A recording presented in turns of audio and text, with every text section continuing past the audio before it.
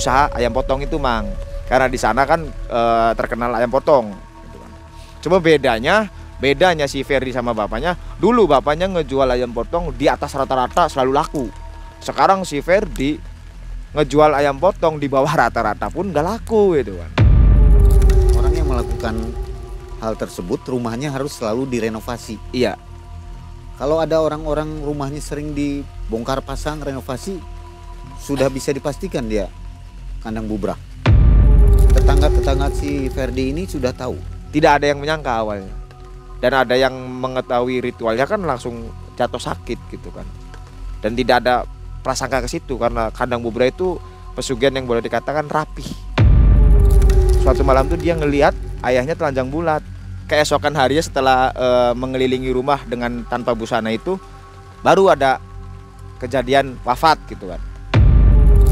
Dia balik lagi, gimana kehidupan saya ke depannya seperti apa? Nih yang dialamin anak saya dua-duanya apa Niki? Ente mau tahu tak? Kata saya, ente mau tahu kenapa anak ente sakitnya aneh-aneh? Ya saya mau tahu. Anak ente tuh mau jadi tumbal.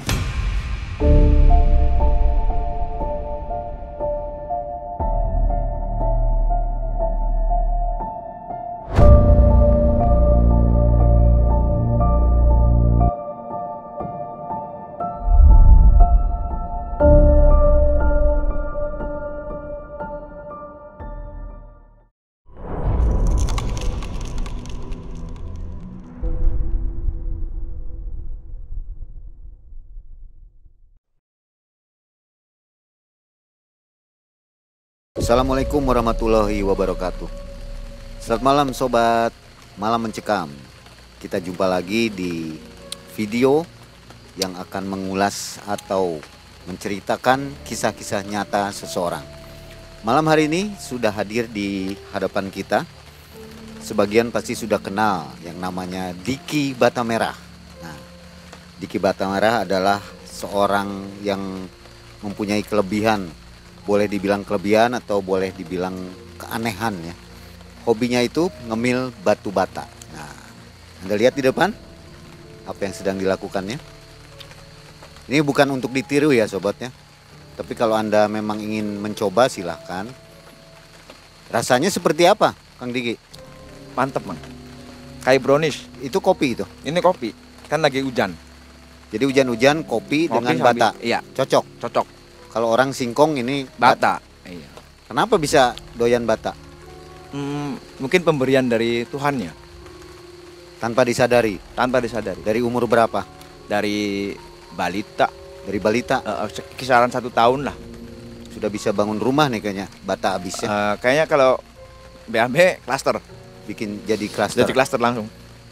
Nah, Kang Diki ini sudah banyak kisahnya di Malam Mencekam. Videonya ini di atas, silakan cari tahu dulu, nonton dulu siapa itu Kang Diki Batamerah. Nah, Kang Diki ini adalah seorang TikToker juga nih. Betul. Yang sering explore. Namanya apa? Malam Mencekam Explore. Malam Mencekam Explore adalah salah satu juga produk dari Malam Mencekam ya. Betul. Tapi adanya di TikTok. Setiap malam, insya Allah. Kalau itu penelusuran. Ya, penelusuran. Ngapain penelusuran? Jadi kalau saya lebih ke menguak mitos, Mang. Menguak mitos. Jadi kayak misalkan di desa Cirebon gitu kan, ada rumah angker. Nah, rumah angker itu menurut masyarakat sekitar ada sosok ini, sosok itu. Nah, baru saya di situ explore. Cari hantu ya? Cari hantu boleh dikatakan cari hantu, tapi nggak pernah dapat, Mang. Nggak pernah dapat. Oke. Nah, jadi yang belum tahu TikToknya Kang Diki, follow. Namanya Malam Mencekam Explore. Suka bagi-bagi hadiah juga ya? Suka, Mang. Nih. Kaos ya? Kaos. Kang Diki malam hari ini akan berkisah tentang kisah nyatanya. Jadi ada seorang temannya itu mengalami keanehan di dalam hidupnya, ya. Yaitu mendapatkan warisan kekayaan. Ternyata bapaknya itu melakukan pesugihan kandang bubrah. Apa itu pesugihan kandang bubrah? Nanti kita cari tahu ya. Kisahnya tahun berapa Kang Diki? Kalau kisahnya mah baru 3 bulan kemarin, Mang. Kisah masih hangat ya? Masih hangat. Nah, kalau pesugihannya mah itu ya karena dari almarhum bapaknya. Jadi kayak pesugihan kandang bobra itu yang dialamin oleh teman saya kayak turun temurun mang gitu kan. Jadi siapa namanya? Ferdi Si Ferdi ini sampai sekarang kaya sampai sekarang kaya akibat dari warisan iya, pesugihan. warisan pesugihan. Sobat MM, kita dengarkan kisah dari Kang Dikit.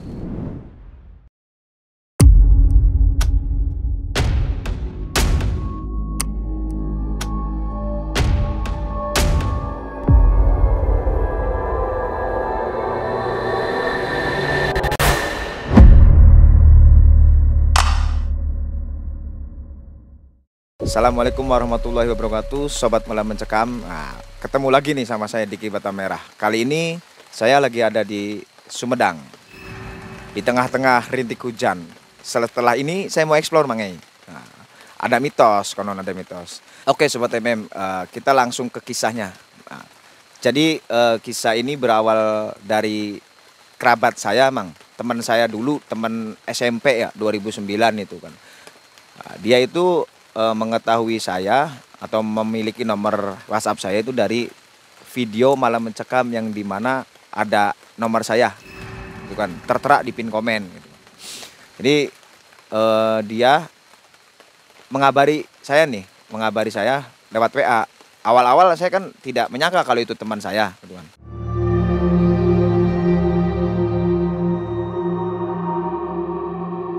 Ya biasa lah namanya WhatsApp kan, P gitu kan. Pak P kan kalau saya kan jarang gitu kan, kalau nomor-nomor baru jarang saya tanggap, jarang saya respect gitu. Cuma saya lihat profilnya, lah kok ini kayak kenal nih. Nah, beliau pun sama, mungkin melihat di video MM itu, ih kayak teman saya nih gitu kan. Mungkin ada chemistry yang namanya dulunya kita bareng gitu kan. Nah akhirnya 3 hari itu saya baru bales, punten dengan siapa? Wah ente kayak nanya segala gitu kan. Udah lupa tak bro gitu. Siapa ya kata saya kan. Nah dia baru mengatakan saya Ferdi gitu. Wah si Ferdi. Saya ingat-ingat lagi. Ih anaknya bos ayam nih gitu kan. Memang bapaknya itu bos ayam mang. Nah setelah itu saya ingat-ingat. Ini Ferdi anaknya Pak Anton ya. Bos ayam. Iya betul dia kata dia. Dia nyuruh saya. Ki main sinilah. Main-main gitu kan. Aduh saya sibuk nih kata saya. Memang saya sibuk kan mang. Kayak sekarang saya lagi ada di Sumedang. Nah minggu-minggu kemarin saya ada di kota ini gitu kan. Karena sering healing lah kalau itu kan. Nah berselang 3 hari dari chattingan itu adalah transferan masuk gitu kan. Baru dia ngabarin nih SS screenshot. Oke gue udah kirim nih buat ongkos ke Brebes. Mau gak mau dong akhirnya saya berangkat ke Brebes. Saya berangkat ke Brebes itu hari Sabtu. Saya di sana ngobrol ngalur ngidul. Akhirnya dia baru malam hari itu dia nanya tentang penyakit anaknya. Jadi si Ferdi itu anaknya 2, yang pertama laki-laki, yang kedua perempuan. Nah yang laki-laki itu tiap malam hari selalu kalau dalam ilmu dokter mah epilepsi. Kalau di kita mah ayannya mang. Ayannya kalau kita mah.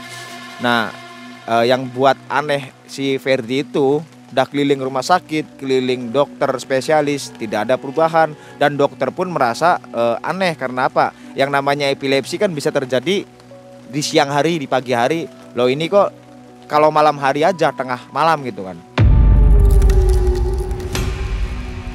Yang kedua, anak yang keduanya itu dia selalu dibodohin mang. Jadi nggak idiot tapi selalu dibodohin yang perempuan itu. Kalau jajan apa gitu ya selalu dibohongin lah sama temennya. Anak yang perempuan tuh. Nah penyakit yang aneh buat di anak perempuannya itu, kalau siang dia keluar apa ya, kayak penyakit koreng. Kalau yang perempuan itu siang doang tuh. Ada di situ saya kalau saya orangnya gini mang, sebelum ada bukti-bukti medis saya nggak mau nggak mau dikait-kaitkan dengan medis. Karena kita kan manusia ya. Yang pertama itu medis dulu. Medis kan namanya dokter kan sekolah kan gitu kan. Mereka punya diagnosa dan sebagainya. Akhirnya saya nggak mengambil keputusan bahwa ini pengaruh dari jin ini jin itu, enggak. Ya udah yang penting sekarang mah coba dicek lagi ke dokter, diyakinkan lagi yuk sama saya gitu kan. Nah, akhirnya setelah itu ngobrol sampai pagi ngobrol sampai pagi. Setelah itu keesokan harinya malam Seninnya itu baru nih mau nggak mau saya cek anaknya si Ferdi itu, dicek itu ada ada kejanggalan gitu kan, ada keanehan dari saya, ada keanehan yang ini kok kayaknya bukan penyakit biasa. Memang kalau dalam ilmu kedokteran konon saya juga kan saya juga nggak mengetahui jelasnya. Kalau kita sering epilepsi itu bisa berakibat idiot, Bang E.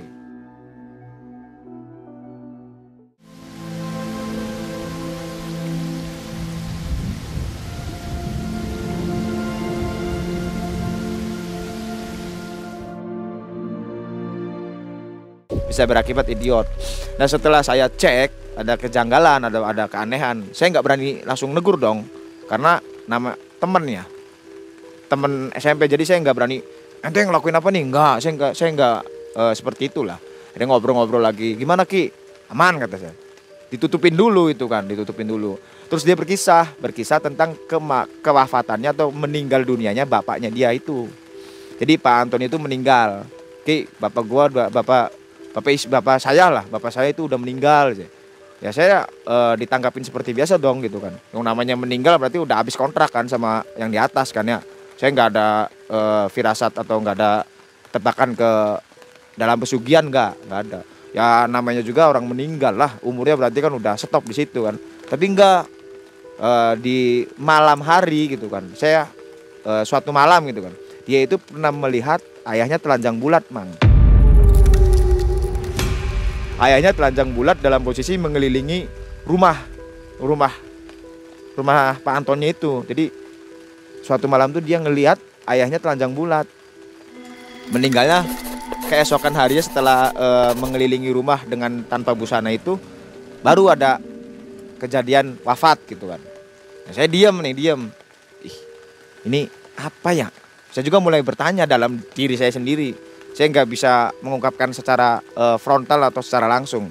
Masih saya baca sedikit demi sedikit itu saya baca. Nah, udah seperti itu, dia malah berkisah gini, Ki, saya itu sebelum kena penyakit ini anak nih, setelah bapak meninggal genap ke-7 harinya saya dimimpikan. Mimpikan apa? Saya itu dimimpikan selalu didatangi, kalau versi Ferdi ya, didatangi wanita berpakaian kayak kerajaan. Setelah dia mimpi didatangi ratu, dia itu cerita atau curhat sama ibunya, karena ibunya itu masih hidup. Lalu kata ibunya, oh iya mamah masih megang nomor guru spiritual babeh gitu kan. Nah babeh kamu nih ngejalanin usaha ayam potong itu setiap bulan sekali pasti ke gurunya gitu kan. Nah baru di situ si Ferdi, oh bisa nih mah, barangkali ada kaitannya dengan mimpi Ferdi nih. Nah karena si Ferdi itu kan nerusin usaha bapaknya, Mang, usaha bapaknya itu. Akhirnya si Ferdi setelah dikasih nomor nomor WA atau nomor handphone si guru spiritual bapaknya, dia memaksakan ke sana, memaksakan ke rumah gurunya itu, guru ayahnya. Nah gurunya itu di desa Wonogiri, dari Brebes ke Wonogiri, nggak tahu berapa jam itulah, saya nggak ngitung jam. Awalnya dia di sana curhat ke gurunya, bah ini kenalin, kita sebut aja Abah Dodo lah, Abah Dodo, kenalin saya Ferdi, anaknya Bapak Anton. Ini saya kesini mau menanyakan mimpi, bah. Mimpi apa? Mimpi saya ini selalu didatangi wanita yang berpakaian seperti kerajaan atau kayak ratu gitu kan. Si Abah Dodo itu seolah-olah diem sambil baca-baca doa lah gitu kan. Wah ini mah jin turunan atau jin khodam. Jadi kamu nanti minggu depan kesini lagi dengan membawa sesajen nasi tumpeng. Kalau tidak pun kamu bisa ngabarin Abah. Nanti Abah nyuruh murid-murid Abah yang ada di sini untuk menyiapkan sesajen buat kamu. Ya udah bah, tapi oh ya bah, kebetulan usaha saya lagi sepi nih bah. Kamu masih nerusin usaha bapak kamu? Masih bah, alhamdulillah sampai saat ini saya masih meneruskan usaha ayam potong itu, Mang. Karena di sana kan terkenal ayam potong gitu kan. Cuma bedanya bedanya si Ferdi sama bapaknya, dulu bapaknya ngejual ayam potong di atas rata-rata selalu laku. Sekarang si Ferdi ngejual ayam potong di bawah rata-rata pun gak laku gitu kan. Dia ada curhat ke Abah Dodo. Setelah curhat ya udah balik dulu, pulang dulu ke rumah. Nanti kesini lagi minggu depan. Kalau bisa mah kesininya tiap malam Jumat Kliwon, meneruskan apa yang sudah bapak kamu lakukan. Yang namanya si Ferdi kan anak muda. Nah dia berpikiran, oh berarti bener nih ini jin keturunan atau khodam keturunan dari bapaknya. Dia tidak menyangka bahwa itu bahwa itu berbau dengan pesugihan, tidak menyangka. Akhirnya dia pulang ke Brebes lagi. Nah setelah pulang dari Wonogiri, dia itu ngobrol juga sama mamahnya, sama ibunya itu. Ya Bu, saya udah ketemu Abah Dodo. Nah kata Abah Dodo, saya itu kudu ngelanjutin gimana babeh dulu yang babeh lakukan ke Abah Dodo. Jadi setiap malam Jumat Kliwon itu Ferdi kudu ke sana. Jadi jangan memutus tali silaturahmi. Dan kata Abah Dodo, ratu yang selalu masuk di dalam mimpi Ferdi itu masih keturunan mah, keturunan dari babeh gitu kan. Itu pengakuan si Abah Dodonya itu. Malam Jumat pertama dia datang ke Abah Dodo.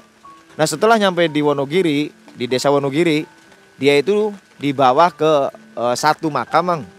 Jadi ada makam, kanan kirinya itu pohon beringin, pohon lebat. Dia dan Abah Dodo itu berjalan ke makam itu dengan tumpeng yang ditaruh di makam itu. Nah setelah dari situ belum dikasih apa-apa, pulang ke rumah Abah Dodo lagi. Nanti malam Jumat Kliwon selanjutnya kamu baca ini. Dia nulis doanya, nggak tahu, saya juga nggak tahu, nggak dikasih tahu. Dia nulis doa. Nanti malam Jumat Kliwon kesini. Sebelum kamu kesini, kamu nyiapin berarti kalau nggak salah ya 4 kali 6 apa 4 kali 4 lah. Jadi 1 lembar kain merah, Mang. Sebelum dia berangkat ke Wonogiri, dia memuterin atap rumahnya itu, plafon pakai kain merah itu, baru kamu kesini. Oke siap Bah. Nanti doa ini kamu nggak usah hafalin. Kalau kamu di sini aja dibaca nggak apa-apa. Akhirnya dia pulang ke rumah, ke Brebes lagi.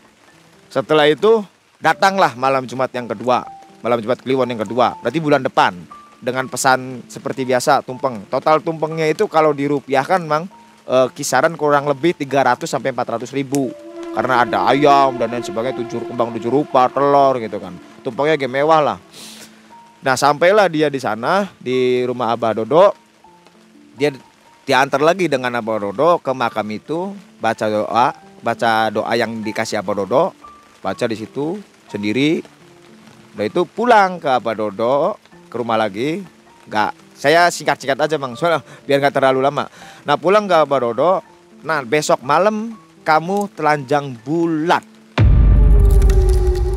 Jadi malam Jumat Kliwon dia ke Abah Dodo, naro sesajen, ya tumpeng, ayam dan lain sebagainya, dan baca doa yang Abah Dodo kasihkan. Malam Sabtunya dia disuruh telanjang bulat dengan mengelilingi rumah dia. Rumahnya mewah, Mang. Dah, seperti kok kayak gini nih, sambil mata yang muter-muter seperti orang kebingungan kan. Ini buat apa, Bah? Udah, ini biar usaha kamu lancar, kata Abah Dodonya itu. Biar kamu juga pesaing-pesaing kamu kalah.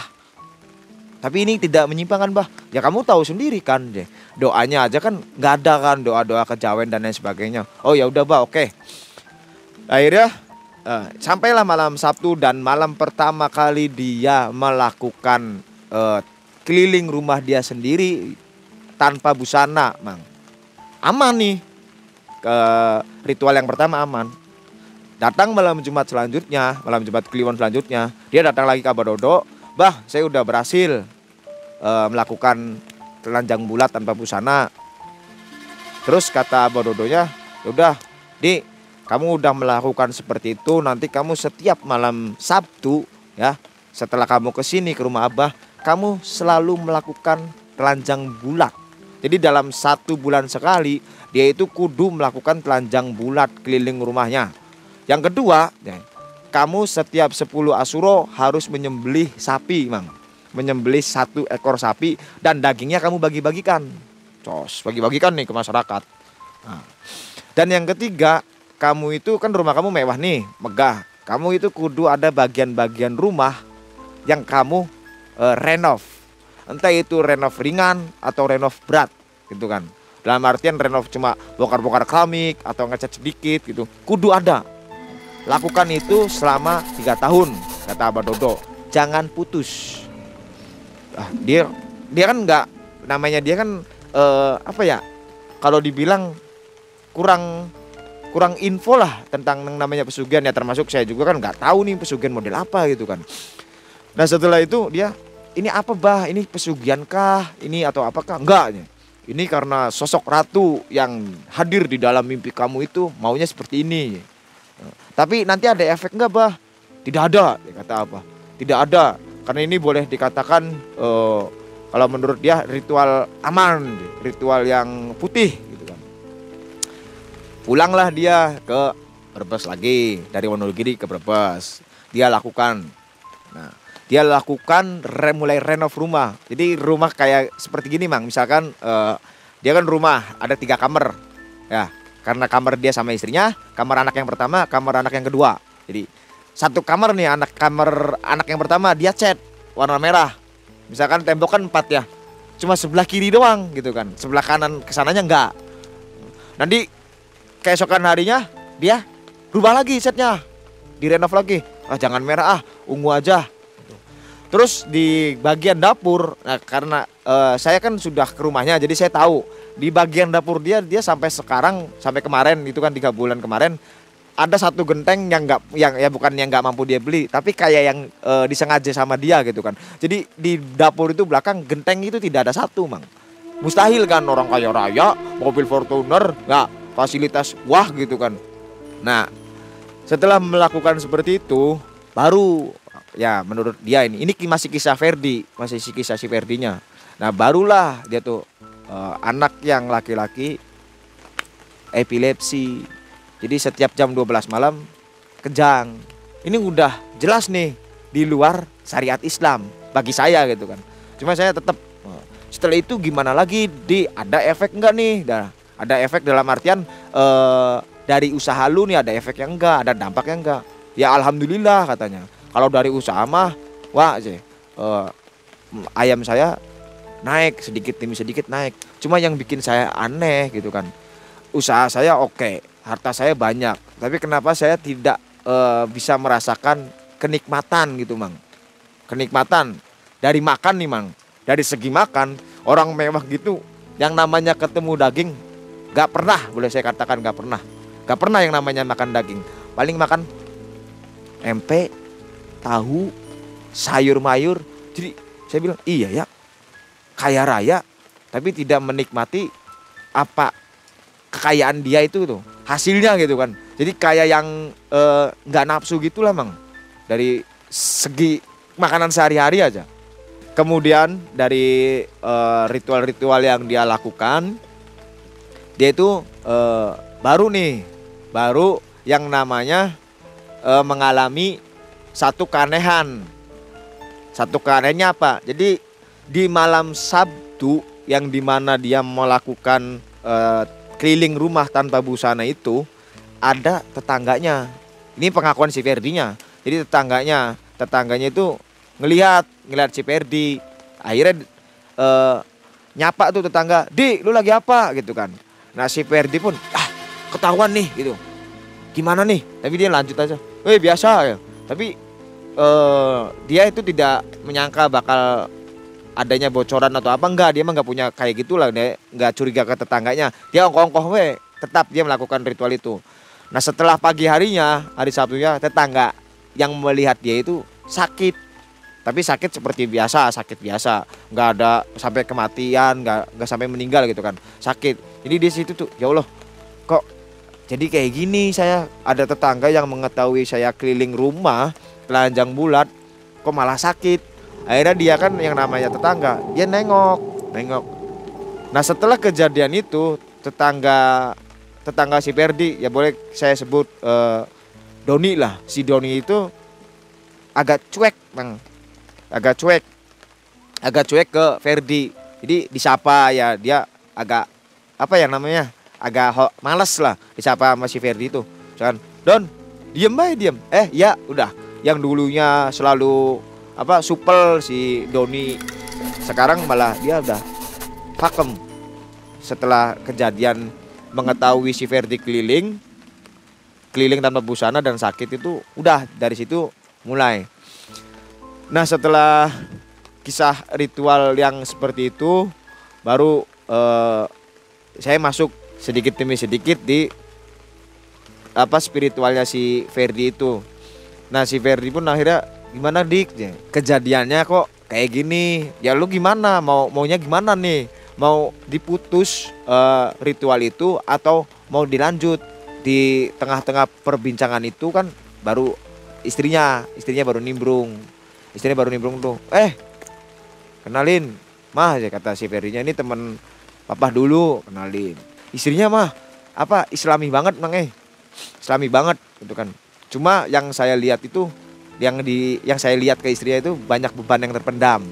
Lalu setelah kita kumpul-kumpul sama istrinya nimbrung, istrinya masuk kamar, dia balik lagi, gimana kehidupan saya ke depannya seperti apa nih, yang dialamin anak saya dua-duanya apa Niki, ente mau tahu tak, kata saya, ente mau tahu kenapa anak ente sakitnya aneh-aneh?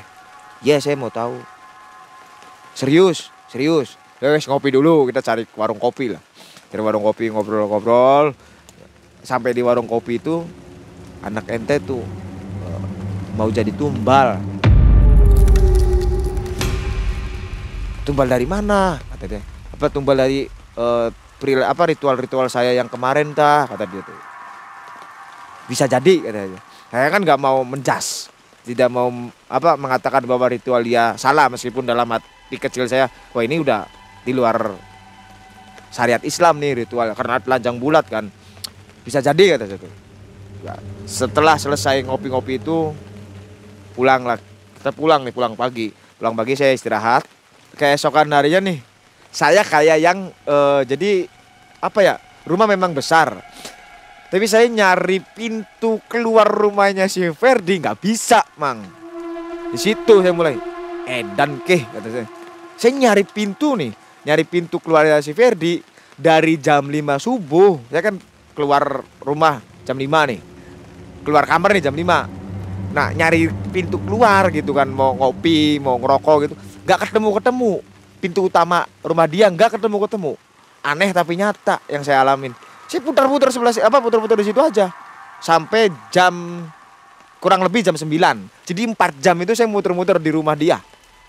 Nah bangunlah dia, karena jam 9 kan dia baru istirahat, jam 9 itu baru bangun. Nah keluar dia, ini lagi apa aja kalau bahasa Jawa kan, itu lagi apa Ki? Nyari pintu depan, kita mau ngudut, mau ngerokok, mau ding gitu kan. Itu pintu depan. Astagfirullah. Dan nah di situ baru saya, kok kayak gini ya. Pantes anak-anak ya banyak yang sakit. Terus keharmonisan dia nggak ada. Jadi sama istri tuh ya biasa-biasa memang. Gak ada romantisnya lah. Biasa aja, biasa. Yuk sudah sana mandi dulu sih. Mandi emang ini jam berapa? Saya nggak nyangka itu 4 jam. Ini jam 9 dul. Jam 9. Saya lihat, la ilaha illallah, jam 9. Jadi 4 jam saya itu kayak yang di apa ya? Jadi apa kalau bahasa Jawa mah kena oyod mingmang. Jadi di rumah dia itu puter-puter. Itu pas di depan rumah dia kan, di halaman ruang TV itu kan ada kain merah tuh mang. Kain merah yang dimana dia selalu pasang kalau ritual ke Abah Dodo itu. Terus saya, ini kain apa ini? Wah, kayaknya kain ini nih yang biasa dia pakai kalau berangkat ke Desa Wonogiri. Saya mandi baru saya keluar rumah dia kan di halaman. Ya memang megah. Kalau saya ngelihat anak buah usaha dia kan usaha ayam potong, balik lagi. Usaha ayam potong itu dia punya anak buah itu 5 mang. Dan dia itu cukup moral, loyal. Ke anak buah itu nggak pelit. Tapi tidak ada kejadian aneh yang dialami oleh anak buah itu. Tidak ada namanya tabrakan mobil, tidak ada. Nah, saya kan ngobrol sama karyawan-karyawannya tanpa saya sadarin, mang. Jadi di depan rumah dia itu di gerbang, badan kaki normal, hitam. Cuma mukanya itu berantakan. Saya, ih manusia nih kayaknya ya. Saya ngeliat, soalnya nggak ngeh ke bangsa jin gitu kan. Itu apa nih? Cih. Tapi mukanya itu apa ya? Nggak beraturan mang. Nggak beraturan, jadi nggak kayak manusia bawa mata di atas, enggak. Jadi matanya di sini, hidungnya di mana gitu kan. Dengan rambut yang riwok. Tapi posisinya dia tingginya itu ya kayak kita orang, kayak manusia biasa. Ih, itu. Wah, kok kayak gini sih? Nah, setelah itu baru saya, wah, merinding. Saya ngeliat lagi, udah nggak ada. Dah, saya tanggapin seperti biasa. Ah, paling juga jin liar gitu kan, hantu liar, atau hantu lagi main, atau mungkin sisa-sisa saya pas explore ikut main ke Brebes kan, kemungkinan banyak. Udahlah ya, malam nih. Jadi kayak yang apa ya? Saya juga merasakan keanehan di si Ferdinya itu. Setelah dia berkisah curhat tentang ritual-ritual yang dia lakukan, ya. Terus keesokan harinya kan dia kayak yang apa, dingin lah. Kayak yang nih, kayak bukan si Ferdi nih gitu kan. Dan saya masuk ke kamar saya sholat asar kan. Sholat asar, baru ada kejadian-kejadian aneh. Kejadian-kejadian aneh yang terjadi di diri saya di rumah Ferdi itu. Kalau suara-suara mah udah nggak diituin lah. Jadi sosok-sosok yang itu cocok yang laki-laki, kayak laki-laki ya. Ya mungkin laki-laki yang hitam, yang mukanya berantakan itu ada di kamar.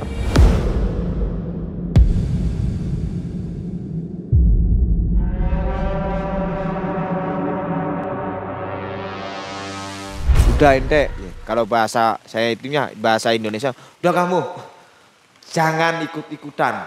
Ini urusan Ferdi dan saya, karena dia sudah perjanjian dari bapaknya. Jadi pesugihan ini boleh dikatakan turun temurun mang, dari bapaknya diturunkan ke si Ferdi itu. Saya kan saya diem, nggak melawan dulu, nggak ada perlawanan. Sosok itu pergi nggak tahu lewat mana lah perginya. Saya baru di situ baru berpikir di kamar itu, ini apa ya, pesugihan apa sih gitu kan. Terus kenapa? Jadi saya bertanya lagi pada diri sendiri, kenapa si Ferdi kok jadinya dingin? Kok adanya mulai saya di sasar-sasarin atau disesat-sesatin di dalam rumah. Yang kedua, sosok perempuan yang seperti ratu itu kok ada.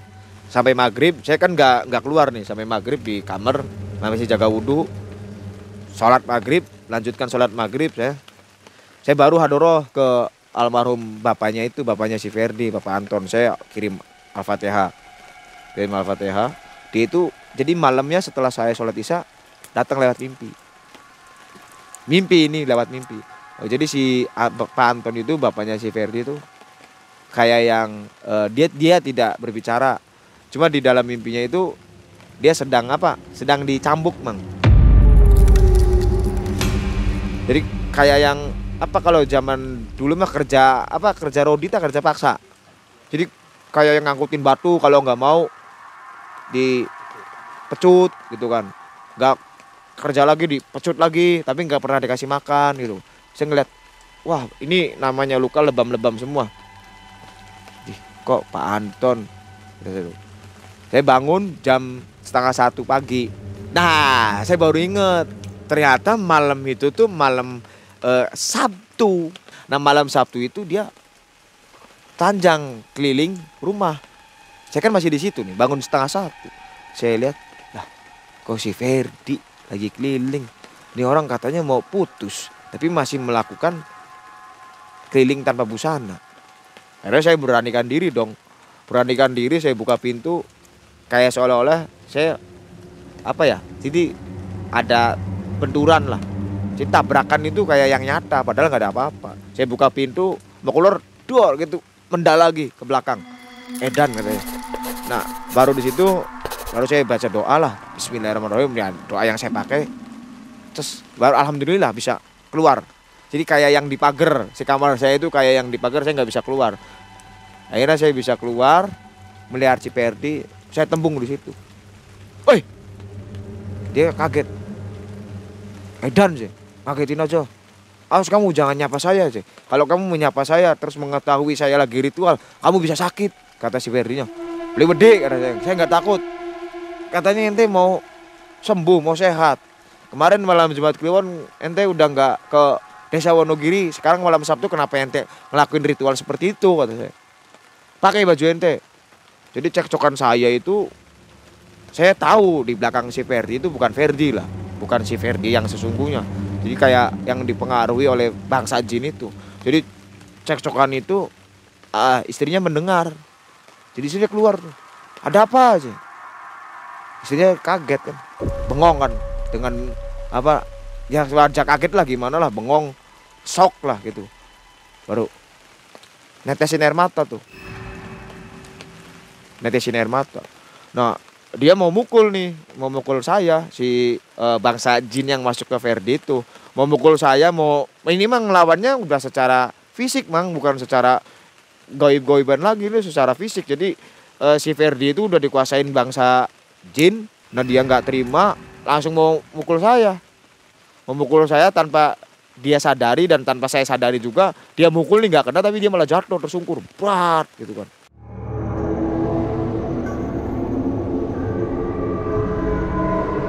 Tap lah, saya namanya temen kan sama istrinya, udah mbak tolong ambilin baju, ambilin busana buat si Ferdi, sarung sama baju koko aja dulu.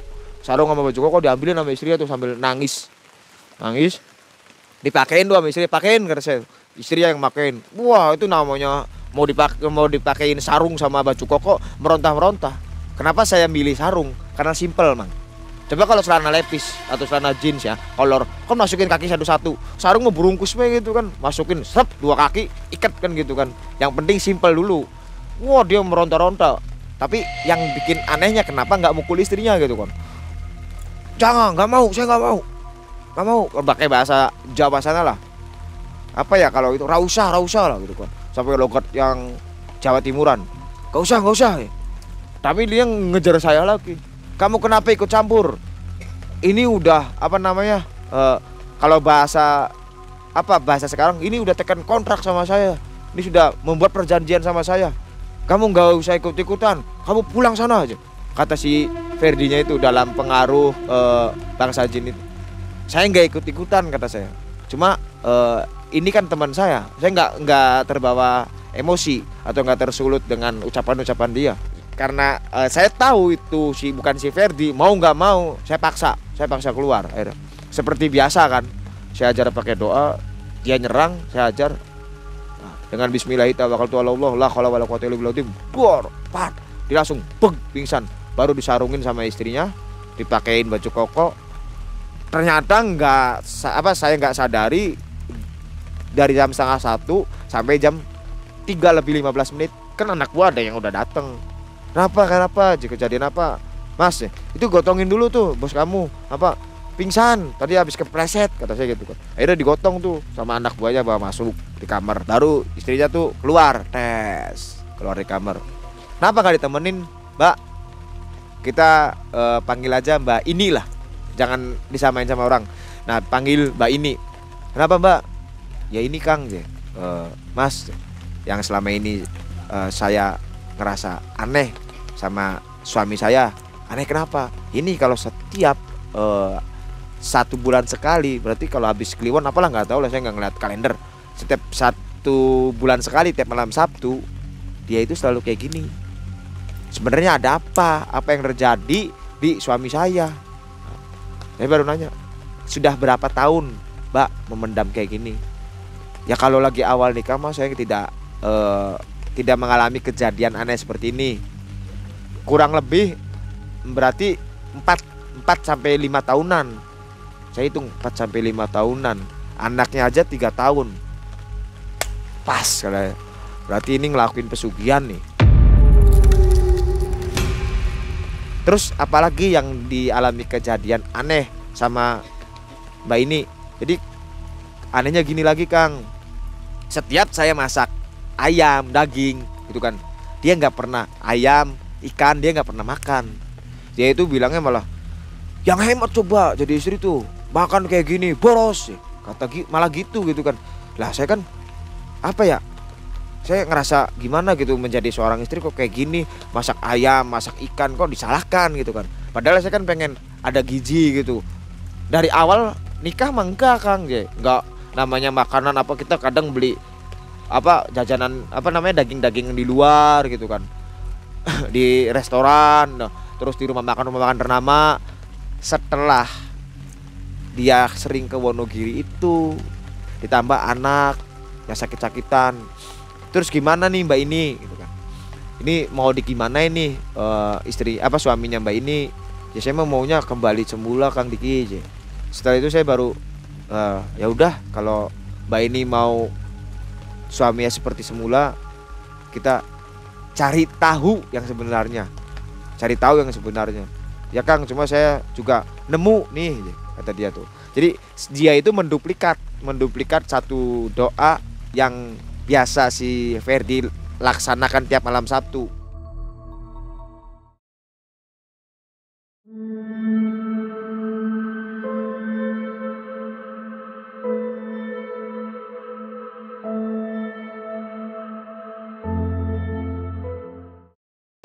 Ya, nih Kang saya nemu ini. Saya baca. Nggak ada yang aneh, Mang. Doa-doanya nggak ada yang aneh. Saya sensor. Gitu kan. Disensor nggak harus dibacain. Cih, kok aneh. Doa biasa. Oh ya udah. Nah, ini nih apa kata dia tuh. Di situ tertulis apa namanya? Nggak ada pesugihan sih, kandang bubrah. Jadi ajian kandang bubrah. Ajian kandang bubrah di atasnya nih Mang. Tapi di sininya ya kayak Al-Qur'an, ayat-ayat gitulah. Ayat-ayat ya mungkin doa-doa Islam tapi dikait-kaitkan dengan kejawen ya. Kurang tahu saya juga. Kononnya versinya seperti itulah gitu kan. Dia bangun jam 9 pagi. Dia bangun jam 9 pagi si Ferdi dengan lemas dan wajah yang kusem gitu kan. Tapi masih kayak ada pengaruh-pengaruh yang merasuk ke tubuhnya dia. Dia masih pandangan masih merong. Kalau ngelihat saya itu masih yang kayak ngajak berantem. Ini saya kenapa ini? Karena saya nggak main-main lah kalau kayak gini mah udah mulai wah bahaya nih. Dan saya ngabarin guru saya dulu via telepon. Pas saya telepon guru saya, ternyata teman kamu itu melakukan pesugihan kandang bubrah. Wah, kandang bubrah PR anyar nih kata saya. Karena saya belum ngalamin pesugihan-pesugihan yang kandang bubrah, kandang kebo, kandang jangkrik, yang kandang-kandangan saya nggak ngerti Mang. Jadi nggak tahu kandang bubrah itu apa. Saya pelajarin kandang bubrah itu apa ya. Setelah itu si Ferdi teriak-teriak tuh Mang di kamar. Wah gitu kan. Sambil mukul-mukulin dinding, tembok. Wah gitu kan. Posisi kamar itu dikunci sama istrinya. Tapi bisa kebuka. Untung nggak hancur. Ya namanya rumah orang kaya kan. Pintunya juga asli jati dong, bukan palsu. Coba kalau rumah yang biasa, begitu diangkat, lepas pintunya kan lucu. Nah keluar loh si Ferdi. Langsung ke saya tuh, kamu biasa pakai bahasa Jawa sono lah. Bahasa Jawa Timuran. Kamu tidak kapok-kapok. Saya bilang jangan ikut campur. Kamu mau ngusir saya dari diri si Ferdi. Gak bakal bisa. Wah ini udah gak bisa ditoleransi lagi nih. Akhirnya setelah mau gak mau kan, saya biasa andalan saya mah hadoroh Mang, berdoa kirim arwah ke Kanjeng Nabi dan lain-lain sebagainya. Hadoroh. Saya ngeliatin mata dia. Saya coba berdialog dengan dia. Jadi kamu ini siapa sebenarnya? Saya ini dari sana aja, dari Wetan, dari Jawa Timur. Kalau Wetan kan Jawa Timur. Karena saya juga ada di Jawa Tengah, dia lebih ke Wetan lagi tuh Jawa Timur. Saya dari sana, dari gunung ini. Udah ente mau keluar enggak? Kamu mau ngeluarin saya dari raga ini? Kalau kamu bisa silakan, kata dia gitu. Terus kamu mau apa? Kata saya. Saya mau bawa orang ini, bawa tubuh ini, bawa raga ini ke alam saya aja, kata dia. Saya bilang ke mbak ininya, ke istrinya, teh mbak, kata saya tuh, coba tolong divideoin gitu kan, divideoin tuh. video direkam biar buat si Ferdinya nanti kalau sadar. Oke, akhirnya si istrinya tuh ngerekam. Yang namanya jin kan tolol, nggak ngerti yang namanya lagi direcord kan. Balik lagi, namanya jin itu bodoh dan tolol. Kalau jin kafir itu kan, jadi nggak ngerti yang namanya di kamera apa, nggak ngerti. Jadi langsung ngobrol, kamu pulang atau kamu yang saya bunuh. Sok kalau bisa, kata saya. Kamu mau bunuh saya silakan, mangga kalau bisa. Kamu nantang saya nggak nantang. Kamu yang mau membunuh saya silakan kalau bisa kan. Tapi kalau kamu nggak bisa, saya yang bakal bunuh kamu. Silakan, kata dia. Jadi tarunglah di situ. Perlawanan itu saya pakai doa yang udah saya tempuh. Saya pakai wiridan yang saya sudah beli gitu kan. Dari situ buah dia itu ngatang-ngatang gini kan. Wah. Dari situ saya ngabarin guru lagi. Telepon video call langsung. Ini gimana? Kunci aja badannya. Kunci aja, jadi dia ngatang-ngatang gini. Wah, lepasin saya, kata dia. Keluar kamu. Udah. Mulai detik ini, menit ini, kata saya, putus semua. Kata guru saya, coba kamu cari secari kertas itu dan kamu bakar. Nah, akhirnya di kain itu kita bakar nih. Wow, dia malah melotot gitu. Kayak yang rumahnya dibakar. Kurang ajar kamu.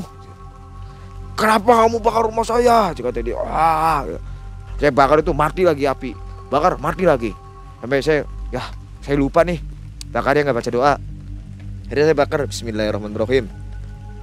Wah, dia langsung wah. Jadi kayak yang kesakitan dan keluar dari sini nih. Jas. Akhirnya plek. Si Ferdi itu pingsan. Ki, ada apa aja, kata dia. Enggak ada apa-apa. Akhirnya dibangunin sama saya kan. Nah, kenapa pasungan itu nggak berfungsi kalau di manusia? Karena pasungan yang tadi nih, Mang. Ya, pasungan itu kan pasungan buat jin, bangsa jin yang ada di si Ferdi. Bukan di Ferdi yang dipasung, karena pakai doa tadi, pakai ayat, pakai asma-asma Allah. Jadi begitu keluar lepas jinnya ya dia kembali semula. Nah, setelah itu disuapin tuh sama istrinya teh manis. Harmonis, Mang, alhamdulillah. Jadi si Ferdi itu harmonis. Makasih, Mah. Istrinya juga menangis sambil berkaca-kaca. Saya baru dengar lagi namanya Papa manggil saya Mamah. Papa itu baru kali ini dan hari ini manggil saya Mamah. Kemarin-kemarin kemana aja. Kata saya, udah Mbak, ini nanti dulu, kata saya. Nanti dulu, diem. Jangan nambah beban dulu, diem dulu, diem, kata saya kan. Oke. Jadi istrinya cuma menangis. Kenapa nangis, Mah? Gak apa-apa, kelilipan, kata istrinya tuh, sambil diusap-usap pakai kerudung itu kan. Istrinya mah Islami, Mang. Islami, istrinya kerudungan baik. Apalagi ada tamu kan laki-laki. Ya kan, laki-laki bukan mahramnya gitu kan. Bukan muhrim, mahram. Bukan mahramnya, jadi dia pakai kerudung terus. Nah, setelah itu si Ferry ya udah agak mending nih, udah agak sehat, udah ada tenaganya, masuk bubur apa. Akhirnya ditunjukin lah video sama si istrinya tuh. Gini. Kayaknya sambil berkaca-kaca aja. Ya Ki, saya mengakui, saya mau mengakui apa yang saya perbuat itu. Jadi ternyata saya telah dikelabui oleh guru spiritual almarhum ayah saya, si Abarodo itu. Ternyata saya itu disuruh melakukan ritual yang di luar syariat Islam. Dalam arti saya itu pesugihan kandang bubrah. Kandang bubrah itu apa, kata saya kan. Kalau menurut daerah Jawa sana, kandang bubrah itu kandang artinya tempat tinggal. Ya, bubrah itu renovasi atau burak lah, runtuh gitu kan. Jadi saya itu harus melakukan renovasi rumah. Renovasi rumah, entah renovasi ringan atau berat gitu kan. Ditambah saya harus tiap malam Jumat Kliwon saya harus menyerahkan tumpeng ke makam keramat. Ya ente bolehlah gitu kan. Lihat-lihat di zaman sekarang kan Google. Lihat-lihat di Google lah, di situ ada berita-berita yang pesugihan tentang kandang bubrah juga gitu kan. Dan tolong nih tolong sampaikan kisah saya ke Malam Mencekam, kata dia. Dan saya juga berpesan nih Ki. Nitip pesan buat ente ke subscriber atau penonton atau penikmat video Malam Mencekam, buat yang nonton video ini gitu. jangan sekali-kali kata dia terjun ke dalam pesugihan. Kebanyakan orang mengetahui bahwa kandang Bubra itu pesugihan putih. Yang namanya pesugihan di mana dan di mana tempatnya, bagaimanapun bentuknya, bagaimanapun ritualnya, tetap yang namanya pesugihan itu hitam. Kata dia gitu kan. Itu pesan dia ke saya gitu kan. Dan akhirnya saya berani mengisahkan di Mang karena atas kemauan dia sendiri. Dia itu ngasih pesan-pesan ke saya seperti itu Mang ya, minggu kemarin lah lewat telepon. Nah, setelah itu karyawan saya, beberapa karyawan saya itu keluar. Kan karyawan dia 5, yang keluar 2 Mang. Keluar itu yang keluar itu yang pertama bawa kabur duit. Ya, yang kedua malas ya, katanya Bos Ferdi nggak seroyal dulu gitu kan. Akhirnya nurun nih yang namanya omset ayam potongnya nih. Dari misalkan satu mobil dia 1 ton atau 1 ton lah, taruhlah 1 ton, 5 mobil kan 5 ton, dia omsetnya turun 3 ton, keuangan pun turunnya itu nggak kerasa Mang ya, kayak yang berirama turunnya tuh nggak langsung nggak, dikit kan. Ditambah lagi setelah nelpon tentang pesan itu tahun ini ya, berarti di tahun ini nih kejadiannya nih. Kemarin berarti 1 hari kemarin lah sebelum saya ke Sumedang itu dia ngabarin lagi itu jadi alhamdulillah meskipun ekonomi saya sekarang berkurang, anak saya yang terdiagnosa epilepsi itu sedikit-sedikit ada kesembuhan, jadi ada perbaikan. Dan dia juga bilang alhamdulillah saya sudah sadat kembali. Soalnya saya menyarankan Mang, karena dia sudah terjun ke dalam pesugihan ya, karena sudah menduakan Allah. Jadi saya nyaranin ke dia sadat lagi ente gitu kan. Jadi dia itu sadat kembali. Nah seperti itu kisahnya Sobat Kandang Bubrah artinya orang yang melakukan hal tersebut rumahnya harus selalu direnovasi. Iya. Kalau ada orang-orang rumahnya sering dibongkar pasang renovasi, sudah bisa dipastikan dia kandang Bubrah? Tidak Mang, karena kalau iya memang kalau artinya kandang Bubrah mah, kandang kan rumah, Bubrah itu renovasi ya atau perbaikan. Nah kalau ada tetangga kita yang renovasi rumahnya tiap bulan 1 bulan sekali, itu tidak bisa kita vonis kandang Bubrah, karena kandang Bubrah itu ada persembahannya juga Mang. Itu berapa lama jangka waktunya? Jangka waktu dalam artian apanya nih? Renovnya bebas gitu kan. Yang penting dalam 3 tahun itu dia nggak boleh lepas yang namanya renovasi rumah. Entah itu misalkan rumah saya nih, yang sebelah kiri di keramik, yang sebelah kanan masih peluran. Nah, ringan boleh, berat boleh gitu kan. Yang harus terlihat dari luar. Ya, harus terlihat oleh orang. Iya, terlihat dari orang. Jadi nggak boleh dalamnya saja. Nggak boleh. Renovasinya itu nggak sempurna ya? Iya, nggak sempurna, betul, tanggung. Tetangga si Ferdi ini sudah tahu. Tidak ada yang menyangka awalnya. Dan ada yang mengetahui ritualnya kan langsung jatuh sakit gitu kan. Dan tidak ada prasangka ke situ, karena kandang Bubrah itu pesugihan yang boleh dikatakan rapi. Salah satu syaratnya harus telanjang, betul? Iya, salah satu syaratnya harus telanjang. Itu malam atau siang-siang? Malam. Jadi malam Jumat Kliwon dia datang ke ke makam keramat itu dengan membawa tumpeng Mang ya. Tumpeng yang totalnya 500 lah, 300 sampai 500. Nah, malam Sabtunya dia melakukan ritual tanpa busana dan mengelilingi rumahnya. Kapan terakhir ketemu dengan Ferdi? Kalau ketemu mah 3 bulan kemarin. Cuma kemarin dia masih ada kontak kan, makanya saya berani membawakan kisahnya si Ferdi itu karena atas kemauan dia sendiri. Gimana kondisi Ferdi saat ini? Kalau untuk ekonomi dia lebih rendah. Lebih rendah dalam artian kayak karyawan 5. 2 kan sudah tidak ada dengan bawa kabur duit. Dan 2 mobil akhirnya mau nggak mau dong dijual. 2 mobil Grand Max gitu kan. Tapi keharmonisan dia yang dulu nggak pernah manggil mama ke istrinya, anaknya yang sakit-sakitan, alhamdulillah membaik. Kandang Bubrah berarti bisa diwariskan ya? Bisa karena si Ferdi kan anak satu-satunya dari Pak Anton itu. Jadi pelaku yang pertama meninggal tetap saja bisa lanjut ke anaknya? bisanya diwariskan itu karena apa, Mang? Karena si Ferdi itu tertipu oleh Mbah Dodo tadi. Dilanjutkan ya. Nah, dia bilangnya kan ini jin turunan Ferdi ini jin turunan kamu bagus karena ke versinya si Ferdi jin yang ikut dia itu ratu. Tapi kalau versinya saya yang saya lihat itu matawe acak adut dalam artian enggak kayak manusia di sini, jadi ada atas satu di bawah satu. Nah, sobat Malam Mencekam, itulah kisah yang menarik dari Kang Diki ya, yang sudah membantu temannya yang terlibat dalam pesugihan kandang Bubra. Jangan lupa untuk kepoin TikToknya Kang Diki, Ya. produk dari Malam Mencekam juga. Betul. Malam Mencekam Explore. Explore yang selalu nyari-nyari hantu. Iya. Oke, sampai jumpa. Saya Mang Ai dan tim yang berada di Sumedang. Cuacanya cukup menyeramkan ya.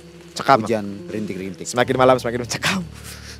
Dan terima kasih atas supportnya kepada kami. Malam Mencekam, semakin malam semakin mencekam. Assalamualaikum warahmatullahi wabarakatuh. Waalaikumsalam warahmatullahi wabarakatuh.